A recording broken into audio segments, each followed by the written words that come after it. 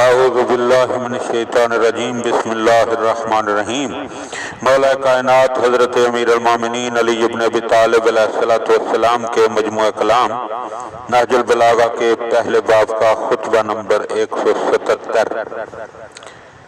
ذئلب یمنی نے آپ سے سوال کیا کہ یا امیر المومنین، کیا آپ نے اپنے پروردگار کو دیکھا ہے؟ تو آپ نے ارشاد فرمایا، کیا میں اس اللہ کی عبادت کرتا ہوں جسے میں نے دیکھا تک نہیں؟ اس نے کہا کہ آپ کیوں کر دیکھتے ہیں؟ تو آپ نے ارشاد فرمایا کہ آنکھیں اسے کھلم کھلا نہیں دیکھتی، بلکہ دل ایمانی حقیقتوں سے اسے پہچانتے ہیں۔ وہ ہر چیز سے قریب ہے لیکن جسمانی اتصال کے طور پر نہیں۔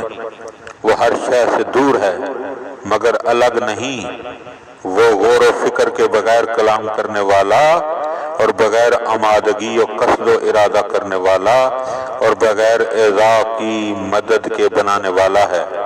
وہ لطیف ہے لیکن پوشیدگی سے اسے متصف نہیں کیا جا سکتا۔ وہ بزرگ و برتر ہے مگر تند خوئی و بدخلقی کی صفت اس میں نہیں۔ وہ دیکھنے والا ہے مگر حواس سے اسے موصوف نہیں کیا جا سکتا۔ وہ رحم کرنے والا ہے مگر اس صفت کو نرم دلی سے تعبیر نہیں کیا جا سکتا۔ چہرے اس کی عظمت کے آگے ذلیل و خوار اور دل اس کے خوف سے لرزاں و ہراساں ہیں۔